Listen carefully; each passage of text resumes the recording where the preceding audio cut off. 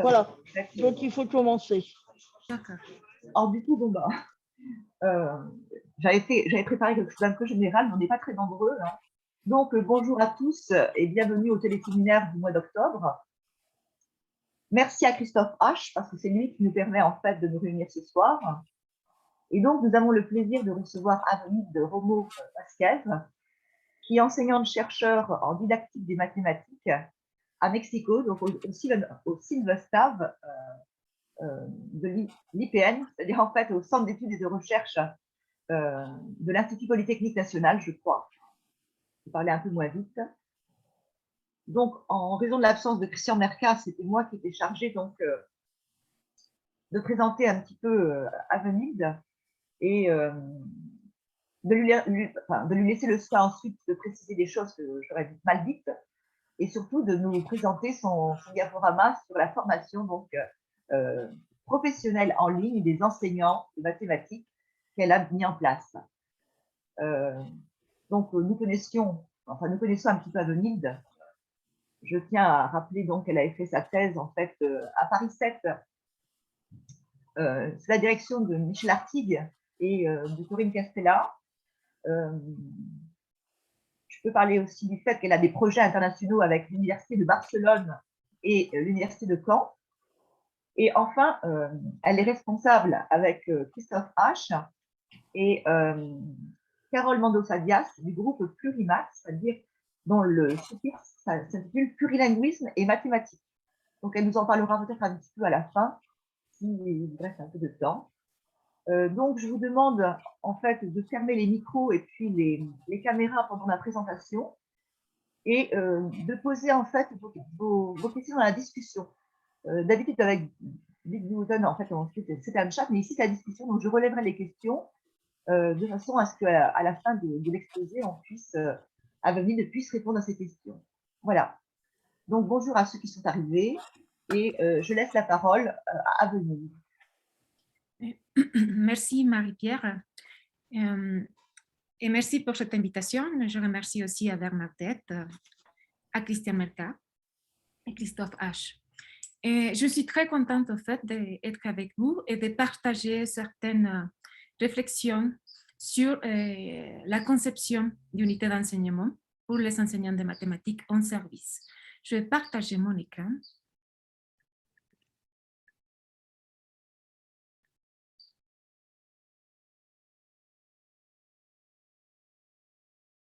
Voilà.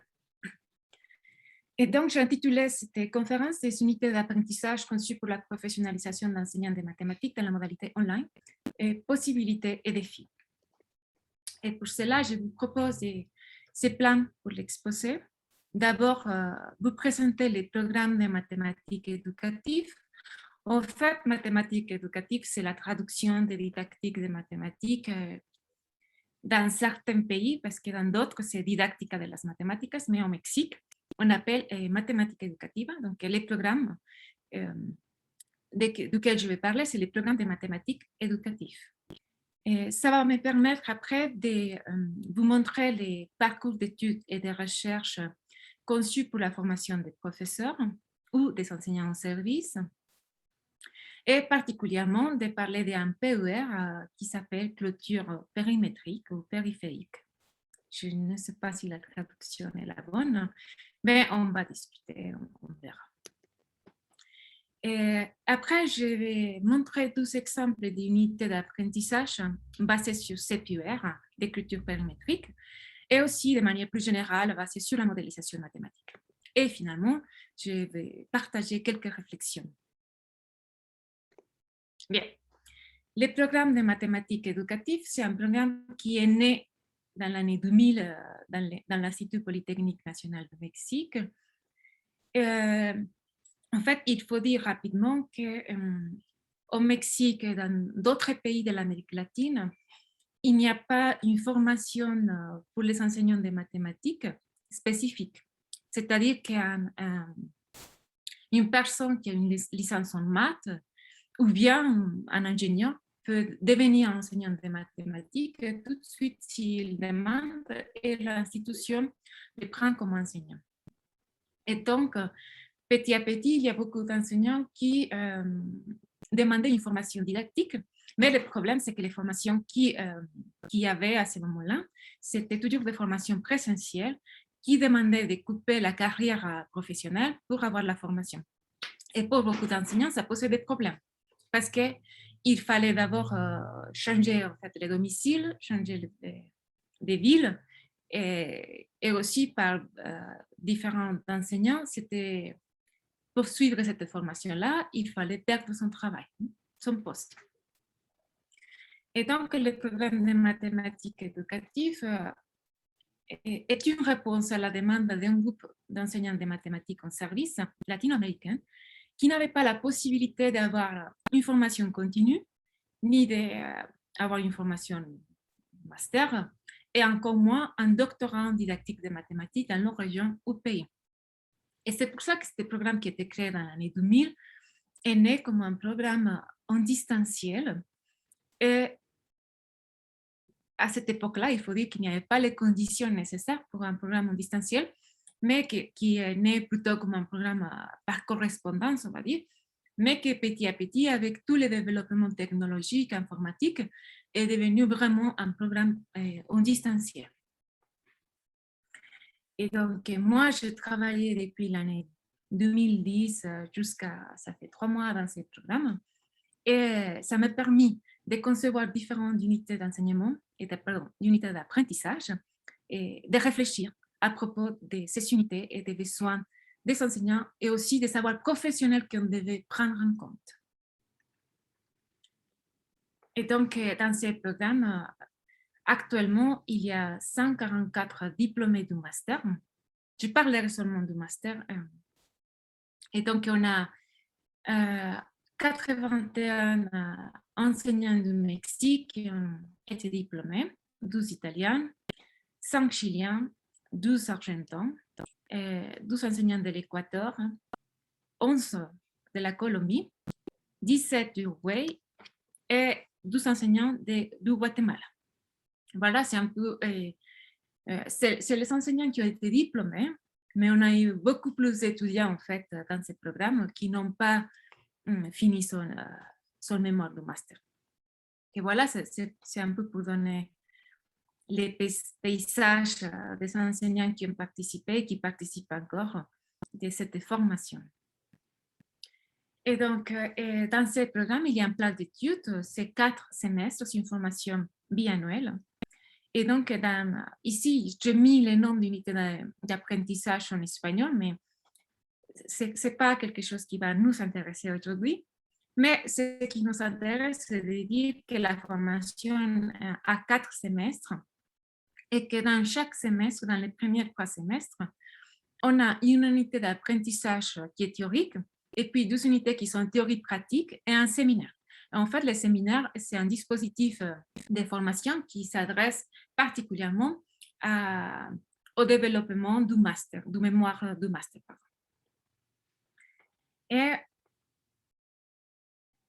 en fait, les plus importants, comme vous pouvez le voir, c'est les unités d'apprentissage théorie pratique qui essayent en fait de rapprocher les savoirs professionnels qui ont les enseignants en service et de mettre à disposition de ces enseignants aussi des outils théoriques et méthodologiques et des résultats de recherche en didactique de mathématiques.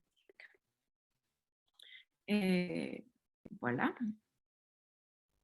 Maintenant, je vais dire pourquoi ça ne nous intéresse pas vraiment les normes des unités d'apprentissage. Parce que ce plan d'études est flexible, c'est-à-dire que chaque unité d'apprentissage est proposée par les formateurs. Les titres de l'unité d'apprentissage ne changent pas, on la préserve, mais les contenus. C'est-à-dire que chaque fois qu'on conçoit une unité d'apprentissage, on a la possibilité de changer complètement cette unité d'apprentissage. Et ça nous permet, en fait, c'est une flexibilité qui est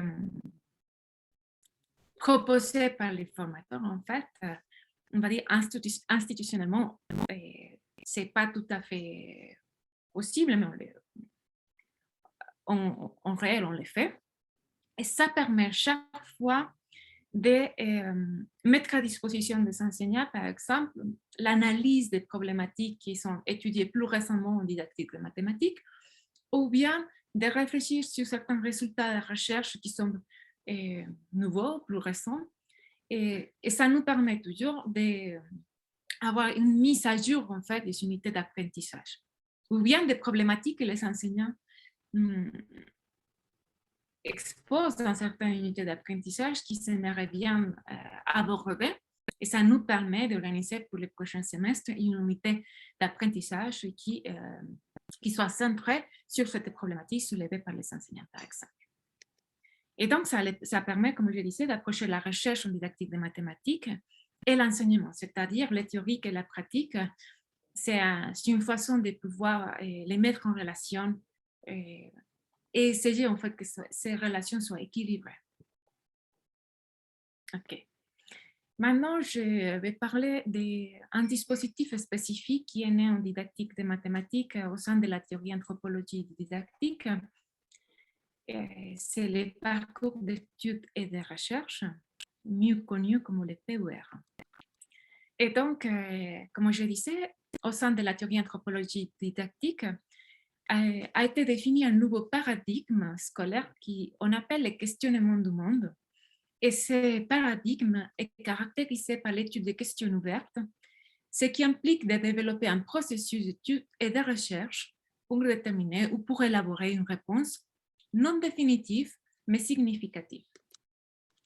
La manière plus synthétique de montrer ça, c'est de dire que pour les parcours d'études et de recherche, on part d'une question génératrice, une première question, et on suit un parcours d'études et de recherche pour élaborer une réponse. Et cette réponse est toujours le fruit d'un travail collaboratif. Je vais montrer ça. Donc, les parcours d'études et de recherche peuvent se décrire à partir du schéma herbartien, et parce que ce schéma permet de modéliser les processus suivis pour étudier une question ouverte et susceptible de faire l'objet de recherche et représenté de la manière suivante.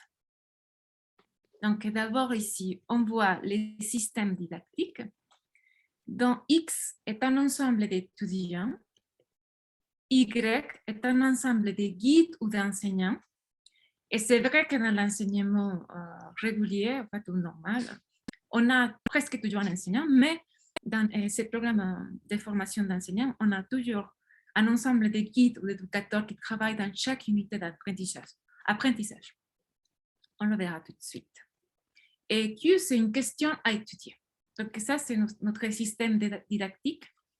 Et puis, vous voyez ici, on a dit qu'on part de ces questions ouvertes et on fait un parcours d'études et de recherche qui nous permet d'élaborer une réponse qu'on met réponse cœur pour dire que ce n'est pas la réponse finale, mais c'est une réponse significative pour la communauté d'études. Et la communauté d'études est intégrée par les étudiants et les guides. Et donc, toutes ces choses-là, on va dire que sont là, ça correspond au milieu qui va être créé pour élaborer cette réponse. Et on peut voir ici d'autres questions qu'on appelle les questions dérivées.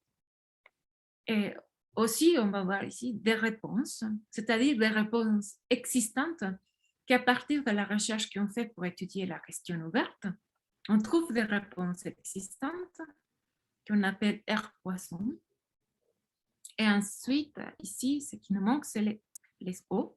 Et c'est des œuvres, en fait, des traités, des différents des études, en fait, des articles qui vont nous permettre, en fait, d'étudier, par exemple, les questions dérivées pour trouver les réponses existantes qui nous amènent à poser de nouvelles questions et petit à petit de pouvoir élaborer la réponse cœur. Donc, rapidement dit, ça c'est à partir de ces schémas, on peut modéliser les parcours d'études et de recherche. Mais ces parcours d'études et de recherche, quand on les pense pour la formation des enseignants, et surtout quand c'est des enseignants en service, on les appelle les parcours d'études et de recherche pour la formation des enseignants ou pour la formation des professeurs. Okay? Depuis l'année 2013, j'ai travaillé avec une équipe d'éducateurs des différentes universités. Particulièrement, je travaillais avec Mariana Bosch, Berta Barquero, Alicia Ruiz, et aussi avec de mes collègues à l'Institut national polytechnique, avec Gabriel Molina, Mario Sanchez, Apollo Castañeda. Et ensemble, nous avons conçu quelques hypothèses sur la formation des professeurs. Et, par exemple, ce qu'on voulait avec les parcours d'études et de recherche, c'est d'éviter la visite des œuvres dans un ensemble de contenus préétablis. Prendre comme point de départ les problèmes de la profession et d'introduire les outils didactiques comme moyen de les aborder et de produire de nouvelles questions sur le savoir à enseigner, entre autres. Créer un rapport à la didactique comme outil pour poser et étudier des questions, libérer les enseignants de la manière habituelle d'enseigner, questionner les savoirs mathématiques à enseigner. C'est-à-dire, on ne s'intéressait pas seulement à questionner la façon d'enseigner, sinon à questionner les savoirs mathématiques à enseigner et sa raison d'être. Et donc, ces hypothèses et d'autres réflexions, on peut les trouver dans ce texte qui s'était produit à l'école d'été en 2015. Bien. Donc, selon les hypothèses précédentes, nous proposons d'organiser les PEUR pour la formation des professeurs ou des enseignants en service avec les étapes suivantes. D'abord, il faut partir d'une question de la profession qui sont questions ouvertes. Par exemple, comment enseigner la proportionnalité, l'algèbre, les entiers, la régression linéaire, et des réponses ou des ressources mises à disposition des professeurs.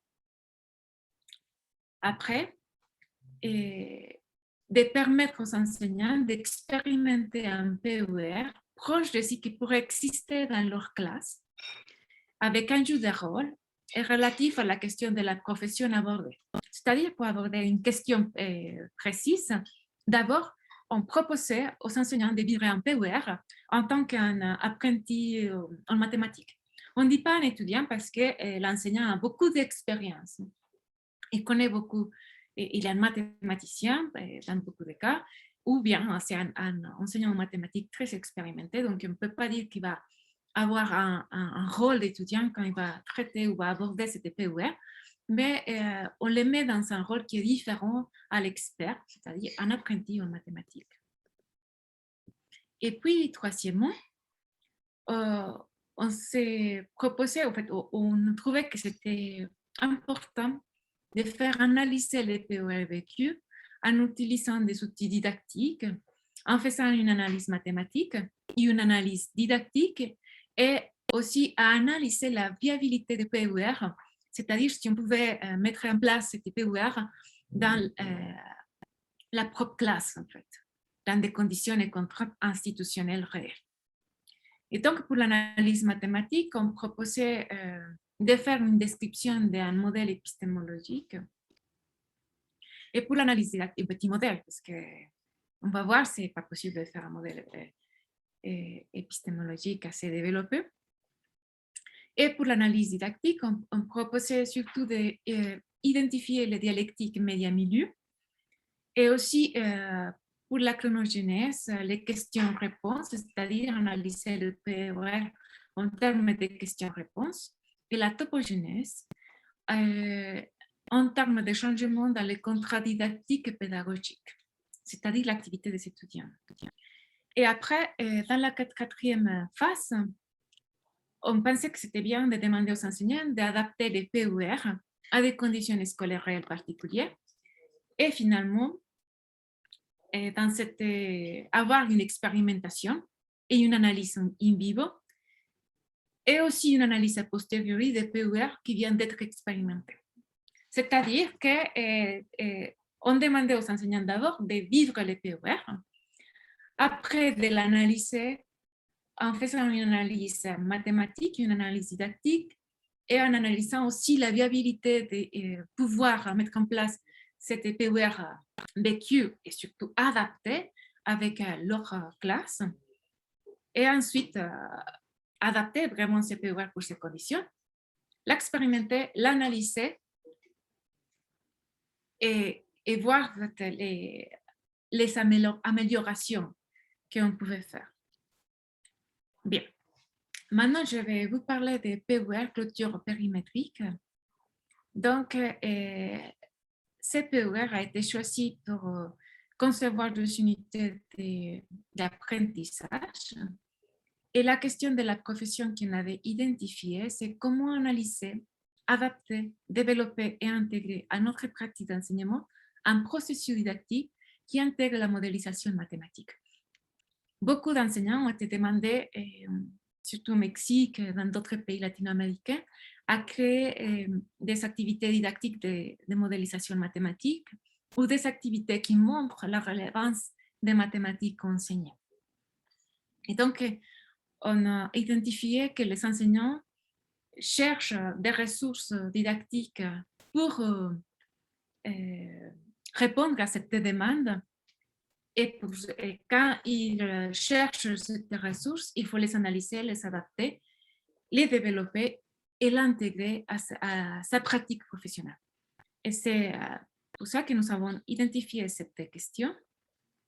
Et aussi une question dérivée, c'est comment soutenir institutionnellement les processus d'apprentissage à long terme basés sur la modélisation. Quelles difficultés doit-on affronter? Quels outils didactiques pour les rendre possibles? Quelles nouvelles questions vont apparaître et comment les aborder? Et donc, en tenant en compte ces deux questions de la profession, on a choisi cette PER de clôture périphérique. Et en fait, c'était un PER qui était conçu par un enseignant de mathématiques dans le cadre de sa thèse doctorale. Et en fait, il avait identifié une question dans son école. Il y avait un problème, il n'y avait pas de clôture périphérique dans cette école. Et les parents des étudiants sont organisés pour demander la création de cette clôture périphérique. Et le ministère de l'Éducation publique a initialement indiqué qu'il n'était pas possible de construire les murs car la taille du site nécessitait plus de 5 millions de pesos. Alors, les parents de ces étudiants, en fait, les comités qui étaient organisés, ont été allés voir à la municipalité, c'est-à-dire l'autorité de ce village, et ils ont demandé la construction de la clôture. Et la municipalité a dit, en fait, ou la mairie, c'est l'organisation politique au Mexique, on appelle municipalité, mais en français on pourrait dire la mairie. En fait, il a dit que ce n'était pas possible de construire cette clôture parce qu'ils avaient besoin de 1,5 million de pesos et qu'ils ne savaient pas les moyens pour y faire. Et donc, les parents se sont dit, mais comment c'est possible que les ministères nous disent qu'on a besoin de 5 millions et la mairie nous dise qu'on a besoin de 1,5 million de pesos? Et donc, ils ont dit, on va faire nous-mêmes le budget pour savoir qui a raison et comment on peut s'organiser. Donc,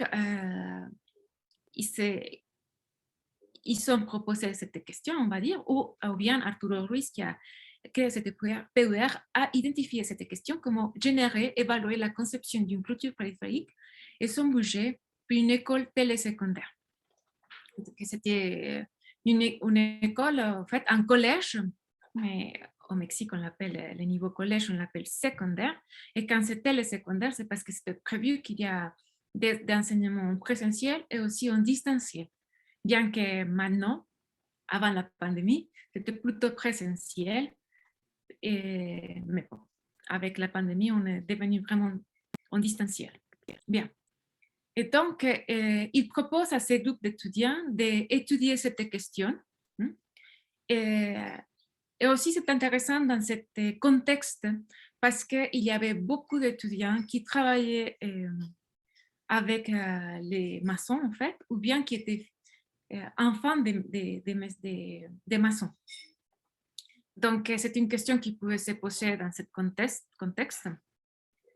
Et donc, il était proposé à ces groupes d'étudiants de réaliser une étude sur la construction d'une clôture résistante de bonne qualité afin de générer une proposition qui sera présenté aux parents et ça leur permettra d'avoir plus d'éléments pour prendre les dispositions nécessaires auprès des autorités compétentes. C'est-à-dire qu'une fois que l'étude soit faite, c'est possible d'aller ou de revenir avec le ministère de l'Éducation publique ou bien la mairie pour dire, voilà, on a fait un budget nous-mêmes et on sait qu'on a besoin seulement pas 1,5 million de pesos, mais peut-être 1 million de pesos. Voilà. Je ne sais pas si je ne peux pas cacher ça. Voilà.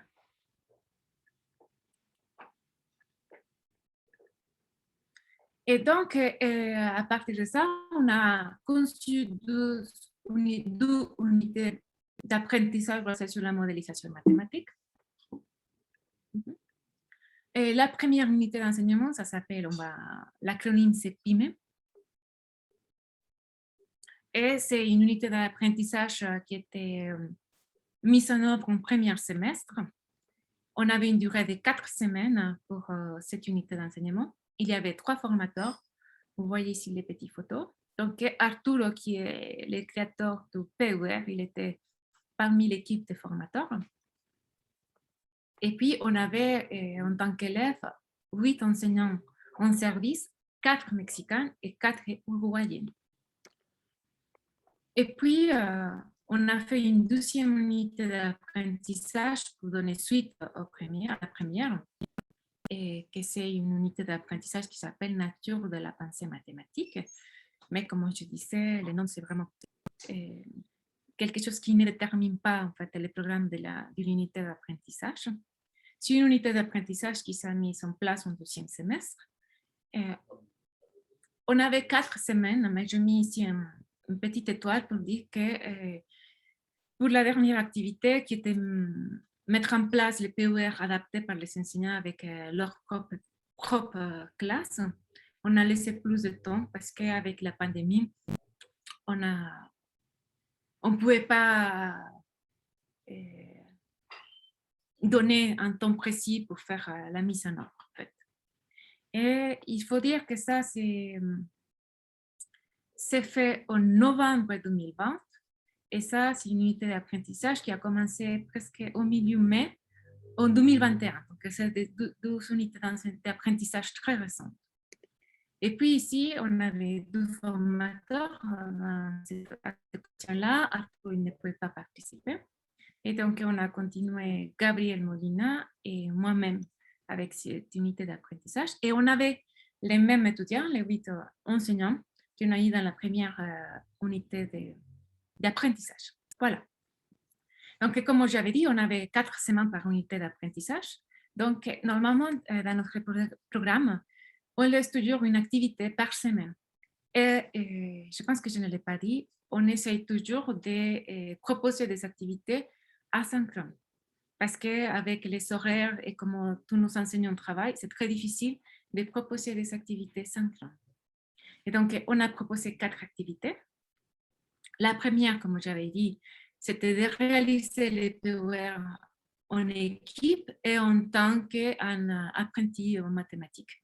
Dans les rôles, on va dire, d'étudiants, mais on sait que c'est les enseignants qui vont travailler dans ce rôle. Et la deuxième activité que nous avons proposée, c'était d'analyser les parcours suivis. Et on a donné une grille d'analyse pour faire ça. Et surtout, on a demandé de traduire les parcours suivis en termes de questions et de réponses. On avait ici la question que nous avons proposée, la question génératrice, et puis comment ils avaient abordé cette question génératrice et les questions dérivées qu'ils avaient proposées pour faire ça. Et donc, ça c'est pour l'activité, pour la deuxième activité. Et puis pour la troisième activité, on avait demandé de lire un article sur les PUR, sa conception, sa mise en place et l'analyse du travail des étudiants. C'est-à-dire qu'on avait déjà produit un article sur les PUR de clôture périmétrique, coécrit avec Arturo Ruiz. Et donc, après, on avait demandé aux étudiants de lire cet article et de répondre à un questionnaire. Et puis, l'activité 4, on a demandé aux enseignants d'adapter les PUR pour les mettre en place dans leur classe. ici, même si on ne savait pas si cette PER pouvait vraiment s'adapter pour leur classe, mais c'est une activité qui déjà nous faisait proposer aux enseignants une réflexion didactique sur les PER en général. Et à partir, en fait, on se dit, si ils arrivent à adapter les PER, si ça lui semble vraiment intéressant, si c'est possible d'adapter les PER, on fera la deuxième unité d'apprentissage. Donc, ce sont les 4 activités de la première unité. Et je montrerai rapidement ce qui... Ah, aussi, pour cette activité, on a proposé d'autres articles, en fait, et un article qui est centré sur les paradigmes du questionnement du monde, qui a été écrit par Chevala et qui est disponible, en fait, qui est écrit en espagnol. Voilà. Et donc, dans la première activité, on montre les PER. Et donc, on dit qu'il y a un appel à proposition pour le projet d'une clôture périphérique. Et l'activité, comme je disais, c'est organisé par, en fait, dans une semaine. En fait, on avait une semaine pour la faire. Donc ici, cette image, je l'ai prise du cours qu'on fait. Et c'est pour montrer en fait que cette activité avait 3 phases. Et donc, dans la première phase, on demandait aux enseignants de travailler en équipe et de faire une première proposition qu'ils devaient montrer dans un PowerPoint. Et on disait qu'il fallait avoir 5 à 10 diapos. C'est vraiment une première idée d'aborder ces projets de clôture périphérique. Et donc, on demandait ici de déposer ces PowerPoint. Et ensuite, on demandait de comparer avec les autres équipes. La proposition initiale, ça permettait en fait de voir ce que les autres avaient pensé, en fait, de comparer, de trouver des questions qu'ils n'avaient pas considérées. Et pour cela, on laissait 12 jours dans les forums. Ici aussi, le travail, c'est en forum. Et comme je disais, c'est une modalité asynchrone. Et puis, la troisième et dernière phase, c'était faire un rapport final. Et donc, on laissait pour ça 3 jours. Ils devaient rendre le rapport le lundi suivant, au minuit. Et donc, ça, par expérience, on sait que les enseignants vont travailler beaucoup les week-ends parce que c'est les week-ends où ils ont le plus de temps pour faire ça. Et donc, on a l'habitude d'animer ces forums dans les week-ends. Et donc, ça, c'est la première activité. Et après ça, oui, comme je disais, il y avait 3 phases. Dans la deuxième activité, on a demandé d'analyser les processus suivis et on a donné une grille d'analyse. Et on disait qu'il fallait identifier les questions formulées. On montrait des exemples, en fait. Et cette grille d'analyse, on l'a proposée les lendemains qui sont rendus les projets et on a choisi quelques questions en fait, on a fait une analyse rapide sur les propositions des enseignants et on a mis en fait certaines réponses qu'ils avaient trouvées, des sites qu'ils avaient consultés pour montrer comment est-ce qu'ils pouvaient faire l'analyse du parcours suivi, des processus suivis. Et donc, avec cet outil, les enseignants pouvaient déjà, pour nous, essayer d'identifier les éléments du schéma évartien. Okay? On a mis comme ça les réponses existantes, les réponses trouvées, et les médias et les réponses existantes. Ça nous permet de nous approcher un peu au modèle théorique sous-jacent à cette PER. Et donc, dans l'activité 3, on a demandé de lire l'article. Et là, vraiment, il y avait des éléments théoriques qui étaient sous-jacents à la conception et mise en place de cette PER, des clôtures périmétriques. Et je montrerai très rapidement, en fait, que ce qu'on montrait bien dans l'article, c'est qu'on avait fait une analyse avec les maçons, un des maçons qu'on appelle Don Pedro. On avait demandé comment il faisait les calculs pour les matériaux nécessaires pour faire la clôture. Et, bon, ici, je l'ai mis pour montrer que ça nous intéressait en fait d'analyser vraiment la maçonnerie. En fait, en espagnol, c'est albañilería et c'est pour ça qu'on a ici la A. Et c'est-à-dire que s'intéresser à analyser la maçonnerie, en fait, comment on fait la clôture périphérique chez les maçons et quel élément mathématique ou de l'enseignement des mathématiques on peut identifier dans cette analyse. Et on avait identifié, bien sûr, un modèle proportionnel ou de proportionnalité qui n'était pas les modèles enseignés, mais qui se rapprochait beaucoup. Et donc, c'est cette activité 3 qui permet d'approfondir certains éléments théoriques sous-jacents à la conception des PER. Et finalement, on demandait d'adapter les PER pour les mettre en place dans leur classe. Et donc, pour cette activité-là, toujours, ils ont travaillé en équipe pour adapter le PER, mais individuellement, ils ont produit un guide pour mettre en place les PER adaptés. C'est-à-dire, cette demande nous fait faire aux enseignants une réflexion didactique sur les PER. Une première réflexion didactique, au moins de manière écrite, sur les PER. Et bon, je mets ça ici pour vous montrer qu'on travaillait toujours dans les forums et de manière asynchrone. Et en fait, pour cette activité d'adapter les PER, dans la consigne, on disait il est nécessaire de considérer les paradigmes du questionnement du monde, donc qu'ils avaient déjà en fait lu dans l'article dans l'activité 3 et que dans les forums, on avait en discuté sur cet article. Et il faudra donc déterminer une ou plusieurs questions initiales qui déclencheront un processus d'étude et de recherche en classe avec un de vos groupes d'élèves. Et puis déterminer que là où les questions initiales permettent un processus d'étude et de recherche. Et finalement, de promouvoir l'utilisation des programmes ou des propositions informatiques pour motiver le développement de la recherche. Je vais expliquer après pourquoi on a demandé ça. Et donc, ça, c'était la première unité d'apprentissage. Et la deuxième, parce que je vais vous montrer quelque chose que les enseignants ont fait. Donc, l'activité 1, c'est d'actualiser les PER. Comme j'ai dit, cette unité d'enseignement a été mise en place dans le deuxième semestre. Donc, il y avait déjà quelques mois entre la première unité d'apprentissage et la deuxième.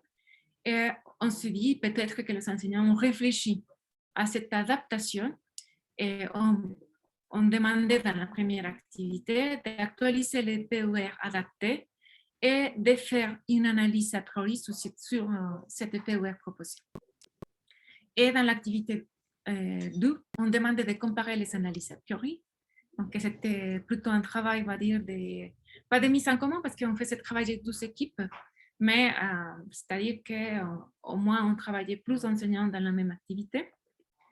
Et puis, dans l'activité 3, on a demandé de faire et partager les analyses in vivo, c'est-à-dire que dans cette activité-là, les enseignants qui avaient déjà commencé la mise en place pouvaient partager des expériences, on va dire de l'analyse in vivo, mais c'est plutôt des expériences de cette expérimentation.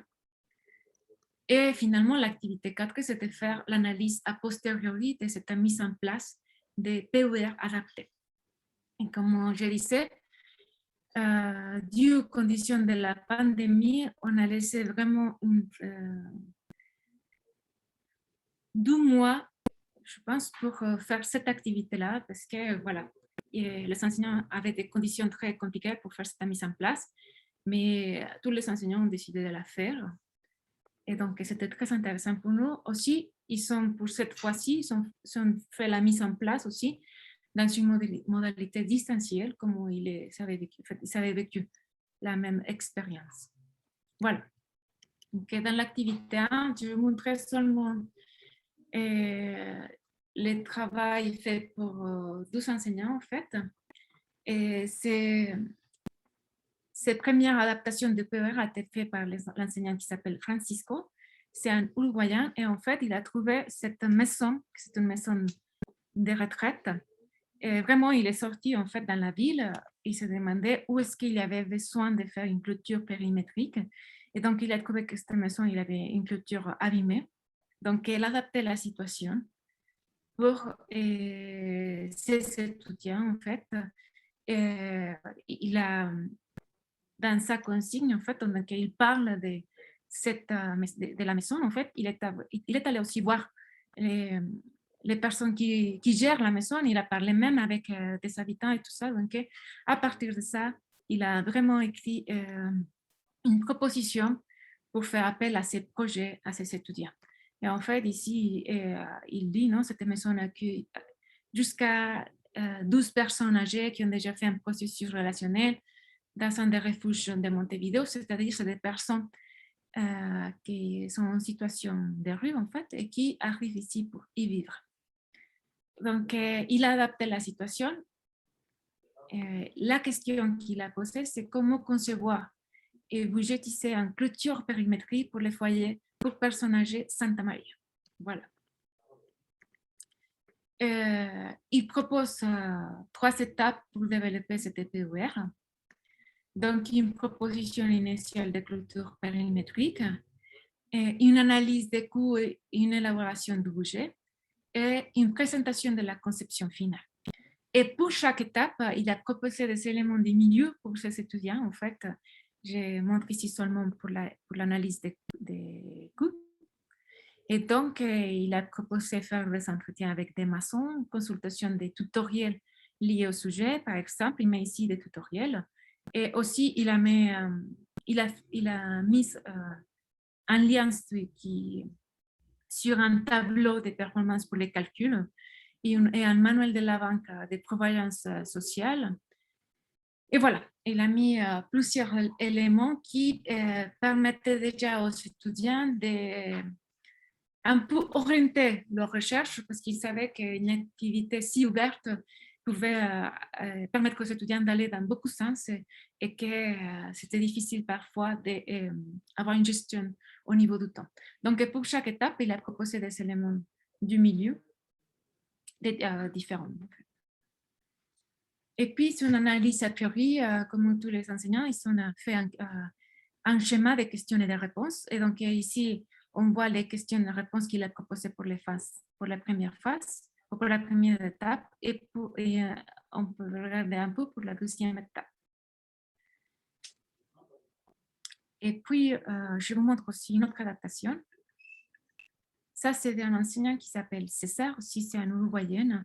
Et donc, lui, il a analysé en fait sa propre institution scolaire et il a trouvé en fait qu'ici, il y avait une partie où toutes les personnes pouvaient laisser leur vélo, mais qu'il n'y avait pas un mur qui protège en fait les vélos. Donc, il a proposé aux étudiants de faire un projet pour construire ces murs-là, en fait, dans leur propre institution scolaire.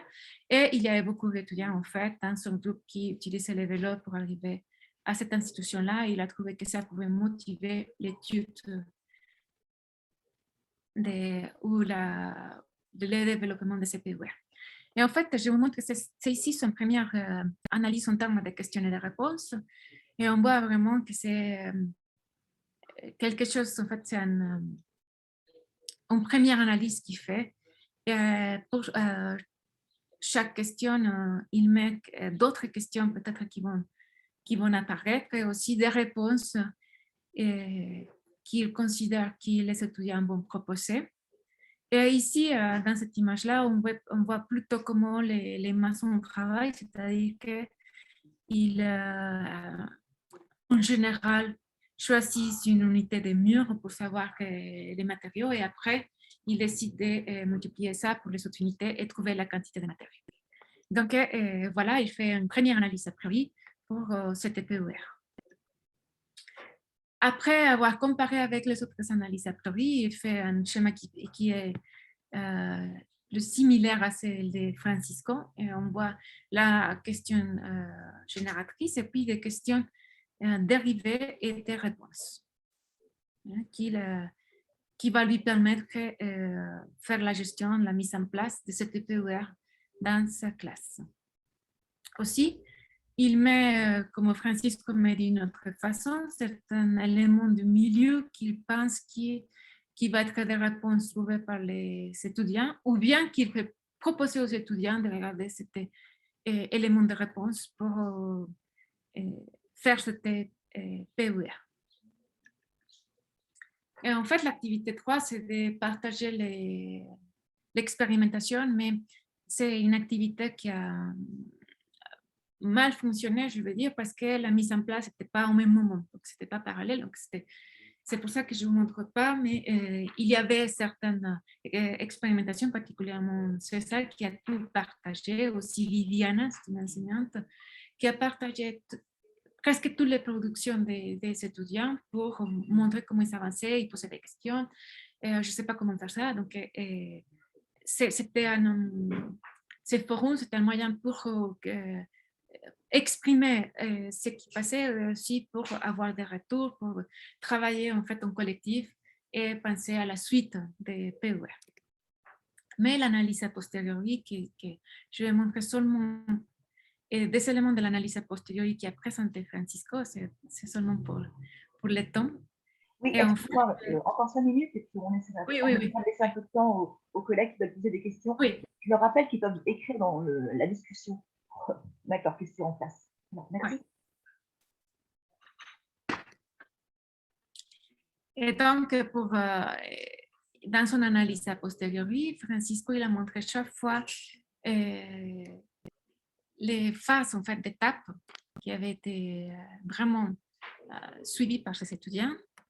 Et puis, il a montré, c'était les photos des étudiants, mais en effet, pour ne pas montrer leur visage, mais on voit comment ils ont travaillé en fait, avec des outils informatiques parce qu'ils ne pouvaient pas aller vraiment à la maison. Et donc, d'abord, il fallait trouver les périmètres de cette clôture. Et donc, d'autres éléments de milieu que Francisco a partagé, c'est ça, c'est son propre dessin qu'il a fait et puis les mesures qu'il a pris en place pour comparer avec les outils informatiques, celles que l'enseignant il a fait lui-même. C'est-à-dire qu'il a vécu aussi c'était PUR avant de les mettre en place avec leurs étudiants. Et finalement, dans cette étape aussi, il n'a pas seulement proposé à ses étudiants de faire des entretiens avec des maçons, mais aussi avec des gens qui travaillaient à cette maison. Il faut dire que Francisco, il s'est vraiment engagé en fait, dans cette activité et il voulait vraiment construire avec ses étudiants la clôture pour cette maison de retraite pour personnes en situation de rue ou sans domicile fixe. Et il a vraiment cherché d'autres éléments du milieu que nous, on n'avait pas prévu en fait dans les premières PUR. Et pour l'étape 2 aussi, il a mis les activités que les étudiants ont réalisées et puis il montrait comment il avait fait. Donc on voit qu'il utilisait après GeoGebra pour pour calculer les périmètres des clôtures avec on va dire, de manière plus exacte. Et puis, ils ont fait un premier budget, en fait, des matériaux nécessaires. Et c'est une équipe, dans une mise en commun où ils proposaient son premier budget, en fait. Et finalement, dans son activité 3, ils ont mis, voilà, les budgets finaux des matériaux nécessaires et il y avait aussi une justification. Donc, il a fait ça pour différentes équipes. Je vous montre seulement pour une équipe des filles qui ont travaillé sur ça et comment ils arrivaient à faire les budgets, les décisions. Il y a beaucoup de choses que je n'ai pas le temps de présenter, les matériaux choisis, les justifications, etc. Et donc, ça m'amène à vous montrer quelques réflexions. D'abord, il faut dire que cette unité d'apprentissage est conçue sur la méthodologie des PUR pour la formation d'enseignants ou pour la formation des professeurs, et que c'est une méthodologie proposée à la base par Alicia Ruiz dans sa thèse doctorale et que depuis l'année 2013, on a continué à adapter à partir de la conception de ces unités d'apprentissage pour les enseignants en service qui font partie de ce programme en mathématiques éducatif. Et donc, l'analyse de plusieurs unités d'apprentissage nous a permis de mieux adapter les activités. Au début, on faisait tout ça que je vous ai raconté dans 12 unités d'apprentissage, on le faisait dans une unité, et c'était très chargé, c'était difficile. Avoir des éléments d'analyse plus approfondis, je veux dire. Et donc, ça nous a fait travailler toute la proposition dans 12 unités d'apprentissage, comme je vous ai montré.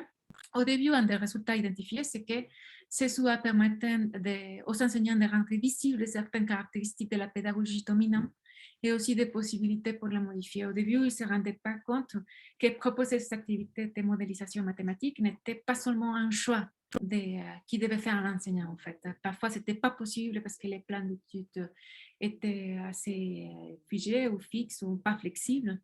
Et ils ont mis en question beaucoup des éléments sur les pédagogie qui parfois n'est plus visible, en fait.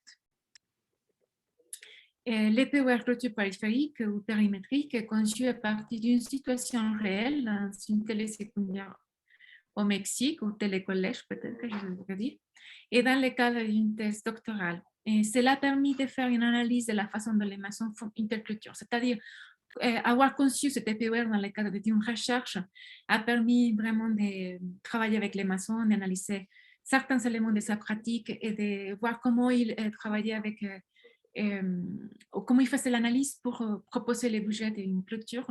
Et ça nous a fait questionner en fait les propres techniques de proportionnalité enseignées et comment pouvaient nourrir ces techniques scolaires des techniques utilisées par les maçons. Il y avait aussi une expérimentation dans une classe, une analyse a posteriori, et en plus, il y avait un article où ça a été rapporté, donc ça permettait d'avoir aussi une expérience déjà et que les enseignants pouvaient avoir comme un moyen pour adapter ce POR. Donc, cela nous a permis de concevoir ces 2 unités d'apprentissage.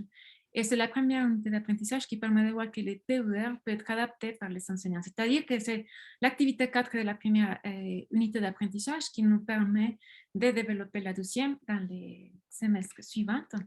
Et finalement, je dirais que le cadre du master permet aux enseignants d'avoir une expérimentation en tant qu'apprenti et aussi en tant que guide. C'est-à-dire que les enseignants, je ne sais pas si vraiment, ils ont le choix de dire je vais faire cette mise en place ou ils sont un peu obligés parce qu'ils sont dans le cadre d'un master, mais cette condition fait qu'ils se lancent dans cette mise en place et puisque après, ils puissent réfléchir et surmonter certaines réticences qui au début, ils disent mais il va pas, peut-être que les étudiants ne vont pas être motivés, c'est difficile, maintenant c'est l'enseignement distanciel, comment on va faire, etc. Toutes ces questions-là qui sont des questions réelles pour les enseignants, il doit être un peu supprimé parce qu'il doit faire un peu l'activité proposée dans le cadre du master.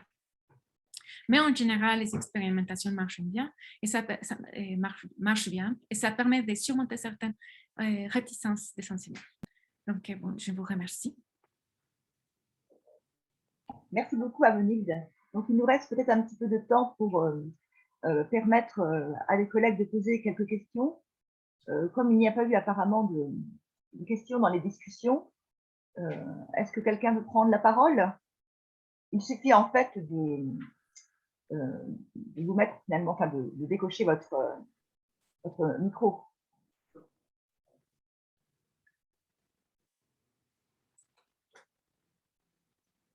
Y a-t-il des questions?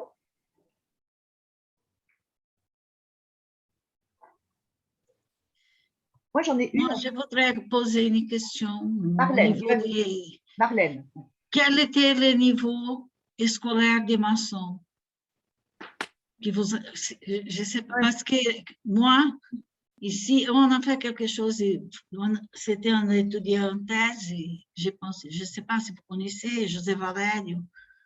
Il a travaillé avec il a fait aussi des entretiens avec des maçons, et ce qu'on voyait que ça ne dépend pas de la scolarité, qu'il y a des maçons qui sont encore enfin, non fait l'école élémentaire. Il y a d'autres qui ont de l'enseignement moyen j'ai dit ici au Brésil. Et on voit bien que quelques-uns qui ont l'enseignement, qui ont seulement les premières années de l'école font des calculs beaucoup mieux que celui qui a l'enseignement moyen. Donc, je pense que c'est quelque chose de très intéressant parce qu'ils ont des moyens très spécifiques pour faire des calculs. Il a travaillé, au final, il a travaillé aussi, il a fait la recherche plutôt avec des étudiants qui étaient des cours d'édification. Il lui a donné les contextes, c'était plutôt faire un travail pour faire une maison populaire. Et aller avec l'enseignante du projet et l'étudiant. Ils ne sont pas aperçus que les étudiants ont fait un projet d'une maison très populaire dans un local, je ne sais pas, c'est ici au Brésil, on appelle terreno, qui avait 500 mètres carrés. Donc, ce n'est pas populaire, ça. Et c'était des étudiants qui avaient déjà l'enseignement moyen. Donc, c'est ça qui c'est très embêtant parce qu'il y a quelqu'un qui n'a que l'école élémentaire, qui sait faire des calculs des heures et des budgets beaucoup mieux que les étudiants qui ont déjà l'enseignement moyen et sont en train de suivre un cours technique. Oui, en fait, merci beaucoup Marlène pour la question et aussi pour nous partager en fait cette recherche. Je ne connais pas, mais ça m'intéresse. Et si tu peux nous laisser, je ne sais pas s'il y a un lien ou après si tu peux nous...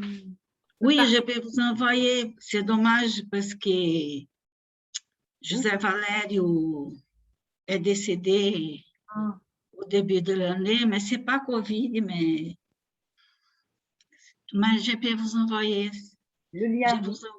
Je vous envoie les... Je cherche là. Bon, okay. Je ne sais pas comment on peut faire parce que je n'ai pas votre adresse électronique. Mais sinon, j'ai la thèse, je vous envoyer. Tu peux l'envoyer à Christian Merca, en fait, Marlène. Ah, d'accord. Et on pourra mettre le lien, en fait, dans le compte rendu, enfin, dans l'enregistrement, en fait. Je pense que tu l'envoies à Christian Merca, à Bernadette et à moi-même, et je pense qu'on pourra mettre le lien, en fait, de façon à pouvoir le diffuser, quoi. Merci, Marlène. Aussi, je veux dire que par rapport à la question de Marlène, que, en fait, les maçons qu'on avait interviewés dans le cadre de PUR de Arturo Ruiz, donc dans les premières PUR qui a été conçue, ils n'avaient pas une scolarité, en fait, ils n'avaient pas suivi une scolarité, peut-être, je ne sais pas, les premières, deuxième années de l'école primaire. Mais comme tu dis, ils ont des mécanismes d'estimation et de calcul assez sophistiqués.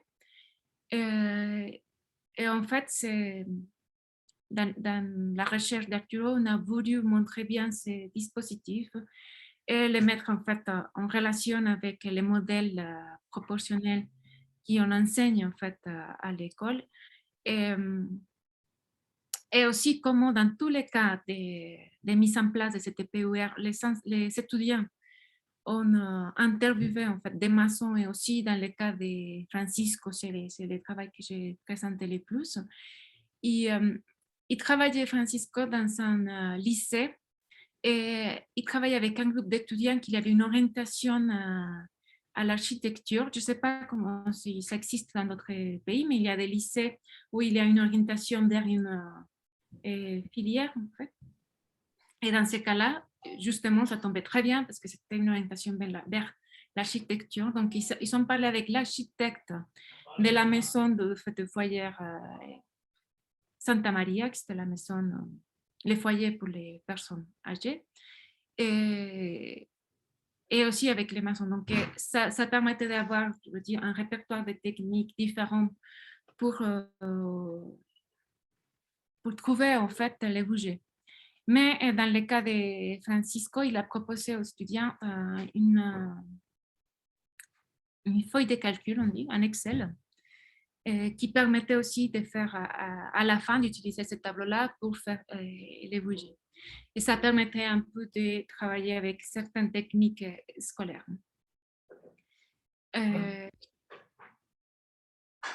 Yannick avait aussi une question que je peux lire. Donc, Yannick, oui, je peux la. Oui, vas-y, Yannick, bien sûr, bien sûr. Bonjour à tous. Merci pour cette présentation, Avenilde. Donc, simplement, ma question, elle est liée au cadre théorique de l'étude didactique. Est-ce qu'a été pris en compte dans le cadre théorique la notion de modélisation? Oui. Et dans ce cas, sous quelle forme ou à partir de quelle référence en termes de modélisation? En fait, c'est dans le même cadre de la théorie anthropologie du didactique. Pour notre cas, parce qu'il y a dans différentes recherches, c'est pris un peu différent, mais dans notre cas, on a parlé de praxiologie de modélisation mathématique. C'est une notion de laquelle je n'ai pas parlé aujourd'hui. Mais en fait, il y avait une diapositive où j'ai montré un modèle où je dis il y a ici l'enseignement des mathématiques et après on a la maçonnerie. Peut-être je le mettrai rapidement, je ne sais pas. Mais bon, on parlait de modélisation mathématique en tant qu'activité. Donc, c'est, dans les termes de la théorie anthropologique didactique, c'est une praxiologie. Et donc, cette activité-là, on a identifié les types de tâches, la technique, les justifications et la théorie. Et donc, nous, on a utilisé un modèle qui nous permettait de voir les types de tâches, de construire une structure périmétrique ou périphérique, je ne sais pas bien quel élément plus adéquat. Et puis, la technique qu'on a vue, il fallait d'abord voir les dimensions, les périmètres, et puis décider les matériaux et choisir la quantité, tout ça. Mais pour ça, on peut choisir une technique mathématique qui nous permettent de trouver les quantités en fait en termes de la proportionnalité. On choisit l'unité, en fait, les prix par unité et trouver en fait les prix. Ou bien on peut utiliser la technique proposée par les maçons. Et donc c'est pour ça qu'on parle de la maçonnerie et l'enseignement des mathématiques comme deux institutions ou oui, on s'appelle institution, qui nous donnent des ressources pour faire cette tâche. D'accord. Pardon, juste, j'ai bien compris. Donc, pour terminer ma question, par exemple, dans tout ce travail-là, est-ce que tu pourrais juste donner un exemple de phase où on entre dans le travail technologique, du point de vue de la TAD? Oui, oui. Au niveau des enseignants, en fait, je pense que c'est dans la première unité d'apprentissage qu'on fait l'analyse des parcours suivis et qu'il y a des questions, par exemple, pourquoi je décide d'utiliser les blocs, en fait, ces matériaux pour faire les clôtures périmétriques, ou je décide d'utiliser un autre matériau. Parce que c'est par les prix ou c'est par la qualité, en fait, des matériaux.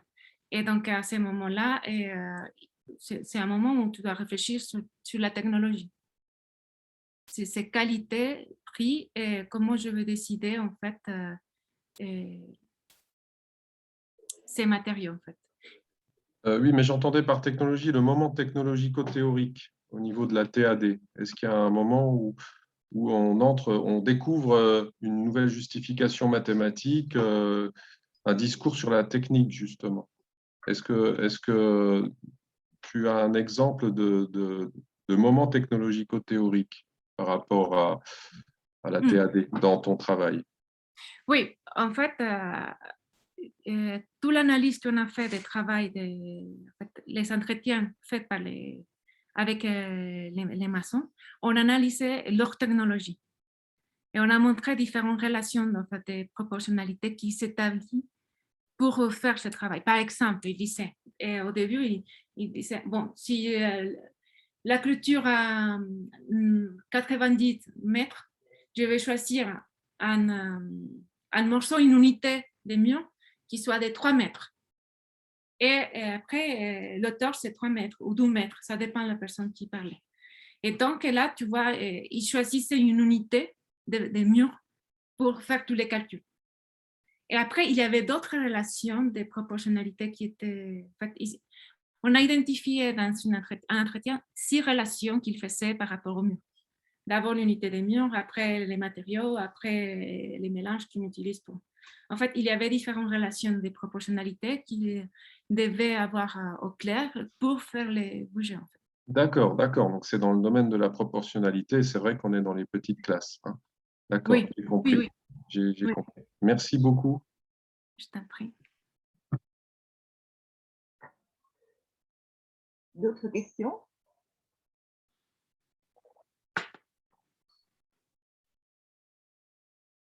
Moi, j'aurais voulu en fait savoir un petit peu comment marchait cette communauté collaborative en fait. Comment ça se passait? Comment concrètement il y avait des échanges, des remises en question. Enfin, comment ça se c'était en ligne, mais de façon un peu pratique, comment ça se faisait? Tu dis pour les formateurs ou Pour les enseignants? pour les enseignants? Oui, on travaillait dans des forums. Il posait beaucoup de questions. En fait, il posait des questions. D'abord, il y avait un forum qui a été ouvert pour chaque équipe avait un forum pour travailler. Ils avaient aussi des documents partagés où ils commençaient à écrire en fait ce qu'ils pensaient faire pour développer le POR au début.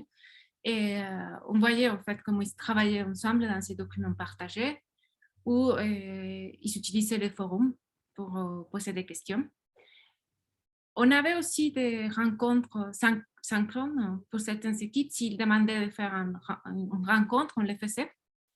Mais ils discutent pas mal parce que comme c'est asynchrone, donc il y a quelqu'un qui pose une question et peut-être 4 heures après, tu as des réponses. J'ai remarqué en fait que ça permet d'avoir des réponses plus réfléchies que quand on fait dans des situations synchroniques. Et donc, si je...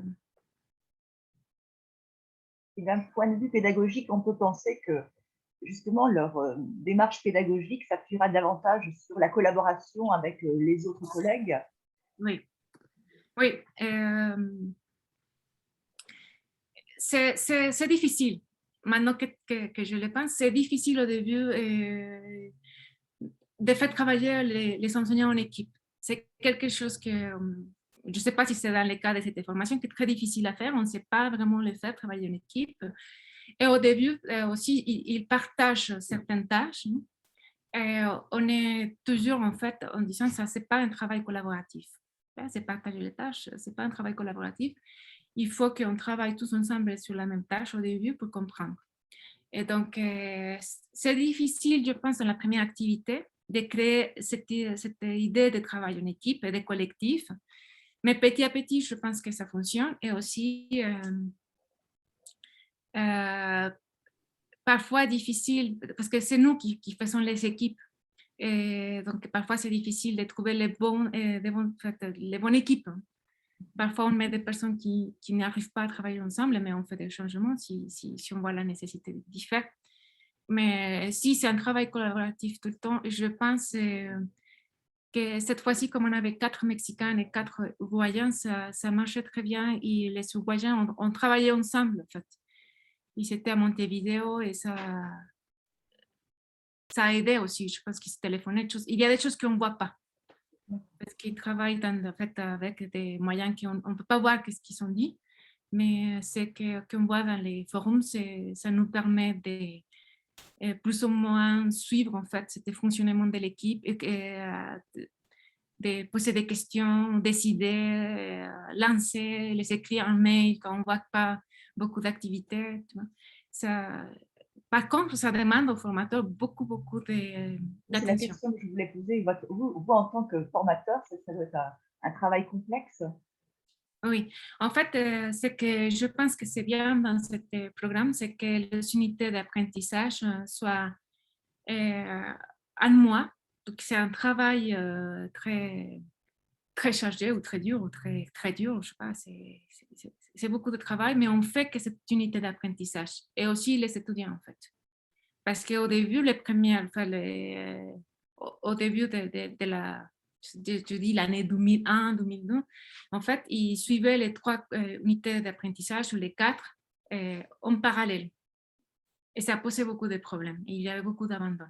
Et quand on a décidé, en fait, quand ils ont décidé, parce que je suis arrivée après, quand ils ont décidé de faire les unités d'apprentissage par module, vraiment d'un mois, ça a permis en fait de bien avancer parce que les enseignants, en fait, ils mettaient toute son énergie du master dans cette unité d'apprentissage et aussi les formateurs. Et c'est pour ça aussi, Marie-Pierre, qu'on travaille en équipe.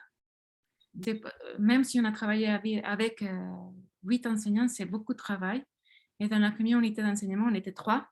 Et c'est plus facile quand on travaille 3 ou 4. On a fait des unités d'apprentissage, on était 5 formateurs.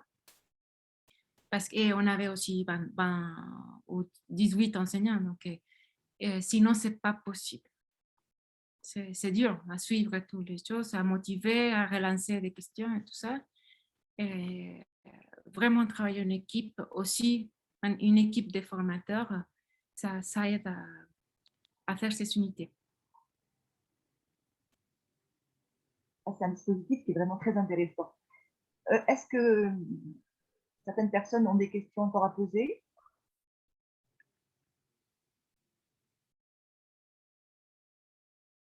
On va te remercier encore. Et puis, peut-être que tu peux nous parler un petit peu du travail que tu fais maintenant, en fait, sur le plurilinguisme, parce que tu as un champ d'activité assez large. Tu peux nous rappeler que tu travailles sur la formation des professionnels, la formation mathématique des ingénieurs. Bon, tu fais aussi maintenant, tu travailles sur la formation des enseignants, et tu te lances aussi dans un projet sur le plurilinguisme. Oui, en fait, comme j'avais dit au début de la présentation, on s'intéresse dans la conception des unités d'apprentissage d'identifier une question de la profession. Dans l'année 2015, j'avais commencé à lire certaines recherches sur le rôle des langages mathématiques dans l'enseignement des mathématiques. En fait, ça m'a donné l'idée de concevoir une unité d'apprentissage sur ça. Je travaillais avec Christophe H. et on a mis cette unité d'apprentissage, on a conçu l'unité, on l'a mis en place en 2015. Et c'est à partir de ça que je m'intéressais à ces questions sur le langage mathématique, sur le rôle du langage mathématique et la manière de faire sensible aux enseignants de mathématiques les rôles si importants du langage et pas si visibles tout le temps. Et à partir de ça, j'ai commencé aussi à faire d'autres unités d'apprentissage, à travailler avec les enseignants. Et maintenant, plus récemment, je m'intéresse à voir comment des activités qui sont conçues dans 2 langues différentes et qui sont mises en place permettent aux étudiants de comparer en fait les 2 langues et de trouver des éléments pour rendre plus significatif, si, je ne sais pas si on dit comme ça, mais de donner plus de sens à une notion mathématique, si on utilise deux types de langues en fait. Pas forcément les langues que les étudiants parlent, une des langues qu'ils parlent et une autre qui pas forcément ils parlent. Et ça m'intéresse aussi, mais c'est quelque chose que je n'ai pas vraiment me lancer sur ça, c'est de travailler sur les langues en fait, propres du Mexique ou indiens, comme les nahuatl ou les mayas, qui sont des langues très parlées en fait, dans certaines régions du Mexique et qui ne font pas partie de l'enseignement mathématique. Mais bon, ça c'est un projet vraiment qui décolle et que je pense que ça va être intéressant, mais dur à faire. Mais bon, si, ça c'est quelque chose qui pour moi c'est très intéressant et je trouve que le groupe de Plurimat de Paris 7 est un groupe à suivre. En fait, le prochain vendredi, il y aura un séminaire. Je pense que c'est intéressant pour tous. Merci. Merci beaucoup. On va peut-être conclure si tu n'as rien à rajouter. Enfin, en tout cas, on te remercie infiniment parce que c'était vraiment tout à fait passionnant d'écouter un peu ce dispositif qui, bon, personnellement, j'ai découvert complètement. Donc, on peut peut-être demander aussi à Diana Solares, si elle est encore là, de présenter un peu ce qu'elle va faire le mois prochain. Diana, est-ce que tu es toujours là? Oui, oui. Oui. Merci. Donc, merci beaucoup, Aveline. Et puis, Merci beaucoup, Pierre. Merci. on te suivra avec le groupe Plurimat. Et on va laisser maintenant Diana nous présenter un petit peu le prochain séminaire, en fait, dans un mois. Voilà. Diana? Bon, merci d'abord. Bien sûr que la séance sera à 5 novembre. Et je profite de l'occasion pour remercier votre invitation. Et je vais présenter une partie de mon recherche qui est sur des femmes migrantes agricoles qui travaillent dans les exploitations agricoles. Et je vais présenter d'abord quelques précédents d'une recherche que j'ai fait au cours de mon doctorat. Et après, je vais présenter la recherche, une recherche plus récente qui est avec des femmes pas scolarisées, mais qui ont une expérience sur les travaux dans les exploitations agricoles. J'essaie d'identifier les connaissances mathématiques qu'elles utilisent au cours du travail, mais surtout dans quelques situations quotidiennes, comme par exemple quand elles font des achats dans l'épicerie des exploitations. Et bon, je serai heureuse de partager mon travail avec vous et de recevoir votre impression, votre commentaire. Bon. Et c'est tout pour ce moment. Merci, Marie-Pierre. Merci beaucoup, Léna. Et bon, je crois que nous allons pouvoir en fait arrêter l'enregistrement si plus personne n'a d'informations à ajouter. Voilà. Je vous rappelle que demain, en fait, se réunit aussi après